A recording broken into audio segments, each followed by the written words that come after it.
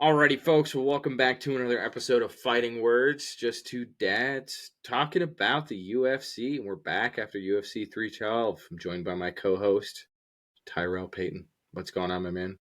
So much, man. What's up, y'all? Hey, What's up? What's up? they might not have missed us because we had some uploads go out, but we've been busy over these past couple of weeks. But we did watch the fights, We did. and we did not give our predictions this past week. But you know Thank what? God. Glad we didn't, because Right. let me tell you, sleeping in was. If you want to give me my spicy take off the card right away, is that card was probably going to be we're going to look back on it as the worst of the year. And there's no offense to the main event. I think that DDP crushed it, or even Whaley. I think John Whaley did a great job, but like I just don't really think that card was fun. I mean, the Weak. total like scope of that card, there was no really big implications of like even in the other fights down the card. There was nothing like that we learned. Like we're gonna forget about this card. I'm already forgetting about who was even on it, and it was just this past weekend, which is phenomenal. So I mean, viewers, as we do always, we always break down the main and co-main event, and if we want to talk about something else, we typically do. But we're just going to stick to the main and co-main event. Before we get too much into it, though, if you don't mind giving us a like, subscribing, especially because we're here to dog on Sean Strickland, and that's just all it is. So let's talk about the main event real quick. I got some thoughts and opinions around how it went, and I want to hear what you have to say about my thoughts and opinions. So I personally think that Sean Strickland is going to be cut from the UFC within 3 fights. And here's why. He is not an exciting fighter. The last knockout he had was Abus Magomedov back 2-3 years ago at this point, and it was pretty bad. It could have Like, continued. Like it stop didn't. it. Yeah, it was a stoppage. It wasn't a knockout. And every fight that he's had since then has been defensively minded guys. That I mean, by all intents and purposes, I mean he beat Nasruddin Imavov. He's beaten Brendan Allen. Like there are guys he's beaten Izzy. on his way up to the top. But yeah, Izzy, Jared Cannonier. I mean that's not a bad list. But look at the decision after decision after controversial decision. I mean, there are some clear decisions that you're like, yeah, like he won that one. The Izzy fight's a pretty clear one. But like rewind the books and kind of look back at the course of his career, man's not exciting. UFC sells pay-per-view stars, and they sell them because they have exciting knockouts. I mean, literally look at the knockout behind me. They push Max Holloway because he does stuff like that. When's the last time we are ever even excited to see Sean throw a punch, let alone get inside the octagon and deliver on the promises that he makes by causing violence, by doing anything that's actually worthwhile? I mean, I don't tune in for that. I don't even really tune in watching his pressers anymore. I know he draws a big, like, social media following and all that stuff because he's insane, literally insane. But I think the Sean show is over, man. Like, I don't see this train ever getting back on track. And if he's not comfortable enough to actually be an offensive fighter and do what he needs to do, I mean, DDP adjusted. DDP, I know a lot of people thought that Sean won that first fight. I don't. I think that DDP still was the better fighter in that. I know that's probably a controversial take, but he did win the fight on the scorecards. So take that for what it is. But I just think that this fight with DDP, I mean, DDP has shown not only have I classed up as a champion, I've solidified now. I've gone back against the guy who was controversial against me, and I've solidified my win. Like that's enough for me to be like, yep, time to get behind this guy full time because he just beat one of the best middleweights ever, and then he just beat a guy who made one of the best middleweights ever look kind of pedestrian in a way, and like did it in emphatic fashion and did it in a way that confused and stunned Izzy. So for me, like to come back and to smack down Sean, break his nose, and almost get him out of there, but unfortunately we didn't see the knockout happen because Sean likes to just stay in his Philly shell. I'm really tired of the Sean show. I really hope he gets cut within the next few fights because I think that the shtick dies out. I think we're seeing it with Colby. I think we've seen it with Connor. I'm just really, really tired of guys over promising and under delivering. Ilya Taporia recently is the only guy that really excites me when he speaks. I know he's probably going to follow up on it. And as much as I hate that for the admission of our two favorite fighters like going down at his hands, no pun intended, like at least he delivers on exciting fights and at least he knows I'm out there to go make a difference and go earn that paycheck. Sean Strickland could care less, and you could tell he could care less as soon as he stepped foot in that octagon. So, my rant down. How do you feel about what I've said? Do you think they're going to cut him that soon, or do you think they're going to let him just hang around and be kind of an infection on the UFC? But, I think that Dana White has made it very clear he's not really a fan of Sean Strickland. Exactly. So I think that makes him expendable to begin Hmm. with. And I think I agree. Like, if you're not an exciting fighter, yeah, you're not going to hang around long, man. And especially because you already rubbed the balls wrong. Hmm. I'll be interested to see who he gets booked against next. Yeah. Because that tells me if they're trying to speed run him out of the business. Hmm. Because if they give him a killer, the one they know they can knock him out or beat him bad, like they will get rid of him shortly after that. I don't know if it'll be 3 fights, maybe faster. So that'll be very telling who he fights next. If they give him another run of the mill random guy like he likes to fight, Hmm. lower on the fight card or fight night, then he'll do a Sean Strickland thing. But do I want him to get cut? I don't really have a preference, really. I mean, if he stays and gets beat up, that's fine with me too. But I will say this though: I feel like Sean Strickland's a person that the more money he's accumulated, the more life experience he's gotten. I feel like he's starting to realize he's a dumb. Yeah, Bleep. I will.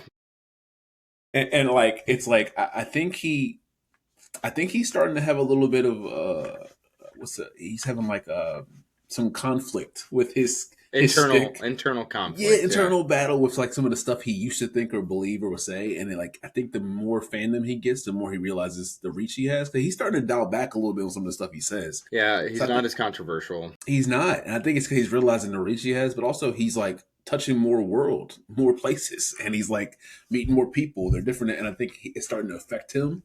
And maybe he's losing some of that tenacity to fight too. He's probably really happy in his life right now. Maybe stuff outside the octagon he's doing that's making him an even different person. He's losing Hmm. the interest in fighting because in that fight he definitely wasn't listening to his coaches at all. He No, didn't listen he to walked anything. away from him. Like, He was just like an autopilot, and I'm sure that that's probably in some ways a scary thing to do. I will say it was cool to hear him like well, it was cool to see him like realign his nose like to keep that fighting. was crazy. That was Yeah, savage. That was yeah. savage. But yeah, I think your prediction. If that happens, I'm cool, man. I'm really cool if they decide to part ways because he'll never get that gold back. No, There's no way. I'll tell you this much: a person that I think he probably will fight next is Robert Whitaker. He's one of the few guys that haven't fought. I know that they're both kind of like swinging potentially down in their career at this point, but Rob's like gonna hurt that boy. that's a great fight if he can learn what DDP did, which is just swing like Donkey Kong. Which, by the way, let me just say a few things about DDP before I know I texted you that, but literally it looks like Donkey Kong's in the cage and he's just tapping the A button. Like Bro, it's insane. It's insane. but did you see that wild like looping overhand right Sean threw? Yeah. What was Sean doing? Like, what was that? Like, he like leaned down and like over his head. Like, I'm like, Yep. oh my buddy, That pack was him up. that was called Wing and Prayer. Let me let me get my take before we move on too. but yeah. I want to hear what you have to say. Here's my take, man. DDP's cooked. It's over. The show's over. You think it's Kamzat's gonna over with smoke him. Kamzat? Yeah. Kamzat's gonna smoke him. Yeah, he's gonna You smoke you him. recently said a few podcasts ago that he's going to beat Kamzat. He's not. What's He's what's the not though. difference there? I What's think changed your mind? I think I was sipping the juice, man. I was vibing, Hmm. and I think that sometimes we We just can't. gotta, We can't. We got to get out of the vibes, man. we The gotta vibes don't vibes, treat man. us well. That's it. Kamzat Chimaev has not shown me that he's going to lose, and um, I don't know how he stops Kamzat from doing what he wants to do. And That's the Kamzat, thing.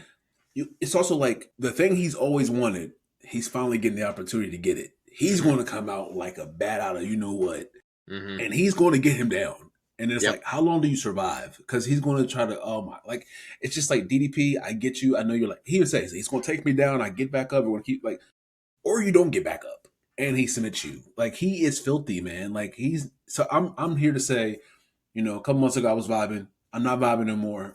I know Kamzat is going to decimate him.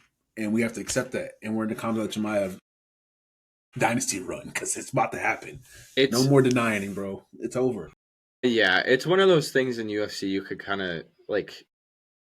It's like one of those gut feelings. It's the thing I want to ignore, but I know is coming. Like it's the thing I don't want to happen necessarily. He's I like inevitable. He's I inevitable. like DDP as a champion. I'll say it here I first. do I too. think he's great to watch. I know a lot of people think he's awkward and he's funky, and he is, but he's fun, man. He is funny. and he's a respectable guy. Like, okay, let's Izzy and him have moved on from the beef that they've had. Like, we can move on from the DDP comments. I think that he is a really respectful person in the octagon. I also think he's really good at talking. I think he'll be good leading up to the fight week with him and Kamzat. That's the only fight to make, by the way. I was gonna say if they try to make him and Pereira at some point, like I think that he has to beat Kamzat first. I think it's a bit closer of a fight than just an absolute decimation, but I do agree that there's gonna come a certain point where that chain wrestling is just gonna it's It's just too gonna much. it's a It's too frozen. You much. get frozen, man. Like He's it's what we saw he's with too Robert fluid. Whitaker. He's too fluid. He's too strong, and it's going to shock you. I think it's like it's not exactly like Khabib, but it's like a man that big and strong shouldn't be able to move and chain his wrestling so Mm-hmm. well and submit you. Like it's not Mm-hmm. like he's just wrestling you to beat. No, he's going to submit you. Mm-hmm. Like, and he's so strong. And he has good instincts. Like I've been watching a lot of Kamzat's fights back because they're very short. You can speed run them all, right? Yeah, Like in a short exactly. time. And the only person that he seemingly seemed to it not be as easy of a time was against Kamaru Usman, Mm-hmm. and it wasn't for a belt. It was short notice, so he didn't plan for Kamaru Usman. And Kamaru Usman is also a great wrestler, even though he has bad knees. Yeah, but Like don't knock DDP, DDP's wrestling. He's got good wrestling. I don't know his defensive wrestling though. That's the I was about to only say thing. against who? I don't. Against Yeah. who? Well, and I know this is gonna. You're gonna be like, yeah, against two. He showed a lot more wrestling early on in his career before he got to the UFC, because that's all he like was like. Like that's where he built his talent. And then he became more of a kickboxer. Yeah, But with that being said, I don't know how his defensive wrestling stands up. I I don't think hate the. I Yeah, hate doing all the picks to like the inevitable team, because as we know, when we don't pick the inevitable, sometimes we win out like Marab, sometimes we win out like Philly.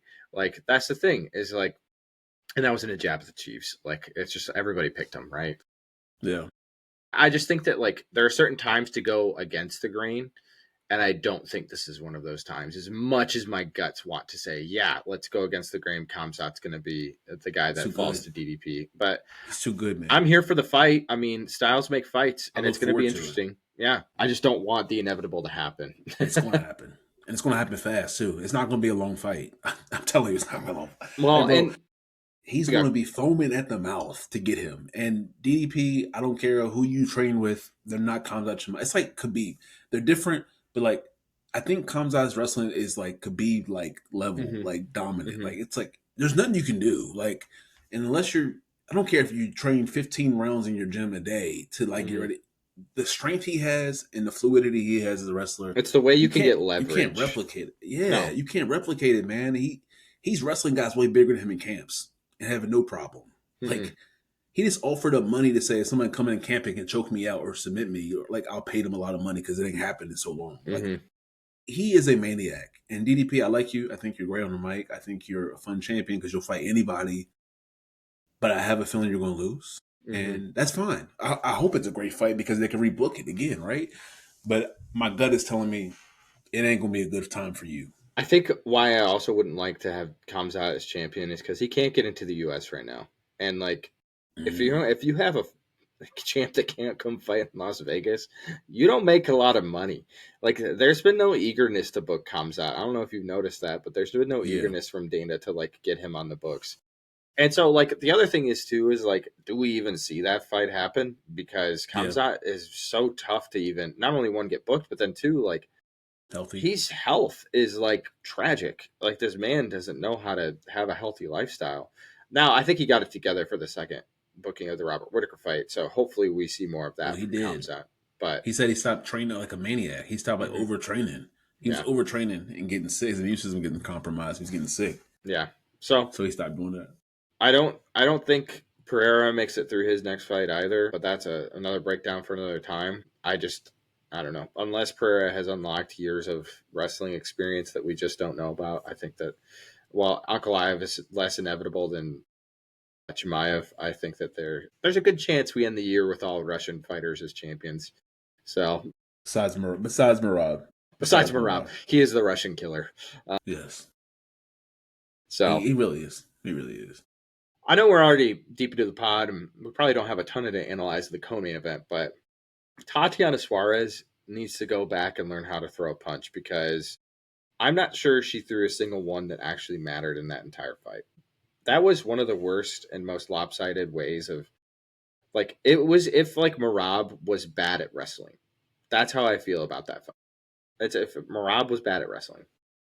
That's it. It was tough. It's It was tough horrible. to watch. It was, like you said. We probably don't have a lot to say about this fight. You guys, the viewers, you guys watched it, I'm sure too, and it was just. It reminded me of watching Mackenzie Dern in a couple fights ago, where she was just struggling to do anything. Who was that Hmm. against? But she had a really bad Who was showing. it?